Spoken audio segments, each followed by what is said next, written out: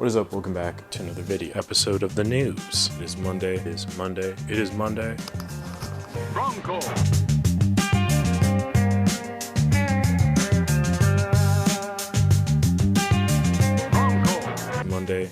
Monday. So let's get into the news. Now remember, if you are a member of the channel, a Bronco Buddy, not only do you get that special shout out at the beginning of every video, you also get access to exclusive content, early access to other content, and the ability to vote on upcoming videos. So if you want all those perks and more, feel free to join the channel. You won't miss out on all that good stuff, including new podcast that I just put together with a good buddy of mine. So check that out for us talking about the news, the channel, all sorts of good stuff. If you can't join the channel, all good. Just like this video if you enjoyed, subscribe to the channel. That helps out a ton, and I appreciate it very much. With all that out of the way, let's get into the news, and we have a full docket today. There's a lot going on. Last week, it was announced by Reflx Lab / Kodak that they were going to be releasing Ektar and Tri-x under Eastman Kodak's distribution. So no longer Kodak Alaris / Kingswood Capital. Very good stuff there. Now, this is something we kind of talked about briefly going into the new year with potential rumors of film prices going up. A lot of people were kind of focused on stuff like the Portras going up because the price there is pretty high. I myself am an Ektar man, so I was kind of worried to know if the price on that was going to be inflated much more than it already is, either by virtue of the silver cost or by private equity greed, corporate greed, one of those two things, whatever you want to say. But it looks like only one of those two things is going to be affecting Ektar and Tri-x, which would be the silver cost. Eastman Kodak seems to be getting the rights to distribute these films and then kind of like lowering the price a little bit, or at least keeping the price the same. So we kind of have to see what the fluctuations of price looks like on Ektar moving forward. But overall, I think it's pretty good news. Cutting out the middleman however you can is good things, I think. But speaking of Kingswood Capital, there was a story I kind of stumbled upon this past week. I was doing a little bit more research stuff, and there was another company called Bonaccord, which appears to be another private equity firm, has acquired a minority stake in Kingswood Capital. Now, this is older news because I think it was like November or something that this was this came out, something like that. But the interesting thing in the article I read that I now can't access because I don't have an account for this random site. But the interesting thing that it mentioned was that Kingswood Capital was created to kind of work in this like middle market area, and it has continued to turn a profit from its beginning, which was a number of years ago. So bearing that in mind, how does a private equity firm produce profit? It's by kind of offloading whatever company it has its fangs sunk into, unloading those assets, and very rarely are they actually producing more wealth. There are certain instances in which some private equity firms, especially like the much higher caliber ones, your Blackstone, stuff like that, are able to actually increase value. Recently, there were some rumors about Leica potentially selling, I think it was, or partly selling. They have a pretty huge stake in Leica, and that helped kind of create a more global luxury brand as opposed to more of a niche product that Leica was before the acquisition. So like there are elements to it that can kind of help that like influx of cash can produce an increase in revenue. But for the most part, with the sale of the campus in Colorado, with the offloading of distribution rights to Eastman Kodak, it looks like Alaris is not really that interested in actually creating more product for wealth. It's just looking to create wealth. It's kind of the same thing that happened with Warner Brothers. David Zaslav or whatever took over and just like dumped a bunch of stuff, called tax write-offs on everything, and just trimmed down Warner Brothers so much to the point where it was like an approachable investment opportunity for other bigger brands because he was just looking to maximize the profit of shareholders and stuff like that. So it's good stuff. The only downside is the private element, because a lot of this is not publicly shared information. So trying to find like how much Bonaccord Capital invested to get a a little bit of a stake in Kingswood Capital. We don't know. Just an amount of money was invested, but enough that it made it on the LinkedIn page and enough that it is notable. So don't know what any of this means. Ultimately, I'm not smart enough. I only took one econ class, but I think, it's good times. Eastman Kodak having the distribution rights for Ektar and Tri-x, though, simplifies it for the consumer and hopefully lowers the price, or at least keeps the price the same. Moving on to other stuff that I'm a little bit behind on. In January 5th, Ferrania posted a photo on Instagram. Their new P33 batch was like one of the first rolls from it. Packaging looks cool. The film itself is fantastic, so we'll just have to kind of see how that goes. But I missed that because I was busy doing other things, but wanted to touch on that very quickly. Moving on to another thing that was sent in to me by the creator of a large format lens.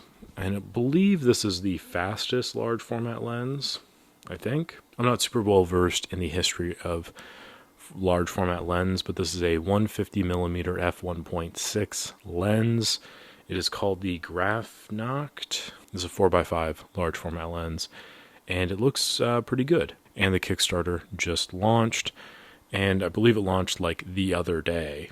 They've got 27 days to go. So far, they're about a little over halfway. It looks like the lens cost itself is around €1,000, pounds. I never remember. I think that's pounds. 1,000 pounds, but $1,365. But if you get in now, there's like the early bird sale, so it is €950, pounds. 950 pounds, I think that is. $1,297. It's not a bad deal if you're into fast 4x5 lenses. The stuff around it is looking pretty good. All of the stuff that they sent over looks like it's a pretty well designed lens. The color rendition looks to be good. The sharpness and clarity of it is also pretty good. There's also a YouTube video. All of this will be linked below if you want to check it out. I encourage you to do so. We do have news on the RewindPix camera. The Kickstarter launch date for that will be March 3rd. Mark your calendars if you're interested. I will talk about it more as that time approaches. That is in the process of coming out. So good stuff. We also have kind of a little bit of a tease of a new project from Reflx Lab, their range flux meter, which looks like it is a light meter situation and then also a range finder situation, all kind of coupled into one. They posted it on an Instagram post using an Instax wide camera, and it looked like a Mamiya RB lens, like a mechanical shuttered lens. So that's kind of interesting.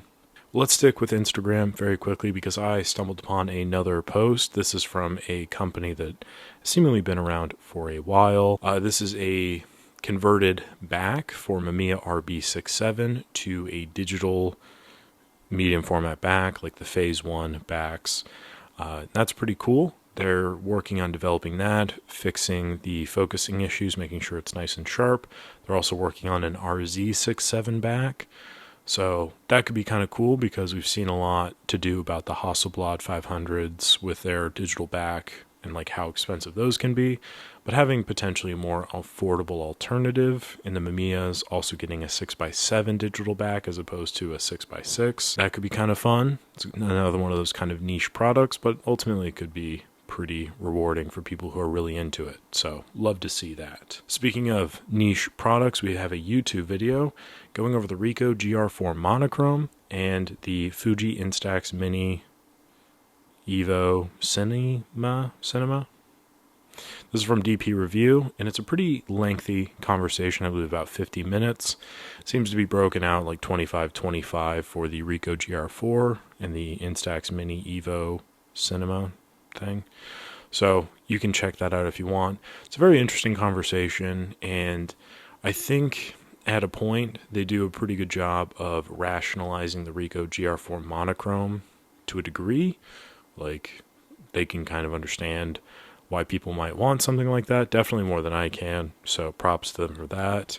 And they also talk about some of the benefits of it. So if you are, like myself, a little bit bewildered, bamboozled, any of those terms, as to the Ricoh GR4 monochrome, this might be a good video for you. Or if you just like background noise of people talking about cameras, like if you like my videos, then you might enjoy this as well. So I encourage you to check that out. We also have a fantastic video from the cinematographer of One Battle After Another talking about filming it. And personally, I enjoyed the movie quite a bit. I know it wasn't everyone's cup of tea, but I really like Paul Thomas Anderson stuff because, I went to film school. It's kind of what you have to do, okay? You go to film school, you have to like Paul Thomas Anderson. Them's are the rules, okay? I don't know what to tell you. But one of the most captivating elements of that film was the car chase scene at the end. I won't spoil anything, but it's just like mesmerizing. And I've seen a number of car chases in my time. Some of like the very best, like Ronin. Some of the very worst, like any Fast and the Furious one. Talking about the technical difficulties of doing that with the VistaVision camera. It reminded me a lot of the cinematographer of Begonia, talking about not being able to do the whip pans because the film is feeding in that way. So if you whipped it around, it would stall it out. I just find that stuff fascinating. You might as well. I encourage you to check out the video, and just understanding the process of how it was filmed might even make something that on the surface level might not be your cup of tea, might give you a greater sense of appreciation for the craftsmanship that goes into it, potentially. We also have a video from the Find Lab reviewing the Lomography MCA. I was not really privy to this because I hadn't seen a whole lot of reviews. I've not watched a whole lot of reviews about it, but it does address some of the good parts of that camera and some of the not so good parts of the camera as well. So if you're thinking about getting an MCA, I would recommend you check that video out for those things. There's been a lot of other people talking about it too. I just haven't really been super in tune with it, but it is out there. It is good stuff. And I think that does it for today's video. Like I said, a lot to really get into today. Maybe some stuff worth sinking my teeth into a little bit more in depth later. But we'll begin with a quick little roundup of the news. Of course, we have Kodak, Eastman Kodak that is, now has distribution rights of Ektar and Tri-x film. We have a Kickstarter launching for the fastest 4x5 large format lens. We have a Kickstarter date for the RewindPix camera set to launch on March 3rd. Ferrania is back with a post from a few weeks ago talking about a new batch of P33 coming out, so we should be seeing that on the market relatively soon. We have another post from Reflx Labs kind of teasing a new rangefinder light meter fusion product. There's a new product in the works for a digital back converter for a Mamiya RB67 and a Mamiya RZ67 for digital medium format backs. Great video from the director of photography from One Battle After Another talking about shooting with the VistaVision cameras. I just find these really interesting. We have a conversation from DP Review talking about the Ricoh GR4 monochrome and the Fuji Instax Mini Evo Cinema. And also we have a video from Find Lab reviewing the new Lomography MCA film camera. So lots to talk about today, lots to enjoy. Everything, as I mentioned, is linked down below, as well as the shout-outs for today's video. I want to give some major shout-outs to my buddy Taylor Sanders, just passed 400 subscribers on YouTube, so make sure to check him out, subscribe to his channel for some really high-quality content. He's great, his work is fantastic, go check him out. Also, my friends over the Shy Film Club, go check him out on Instagram. Tag them in your photos for the opportunity to be featured on their page. We also have Reveni Labs up in Canada producing very high quality products to test film cameras and make sure they're working properly. All kinds of good things for very reasonable prices.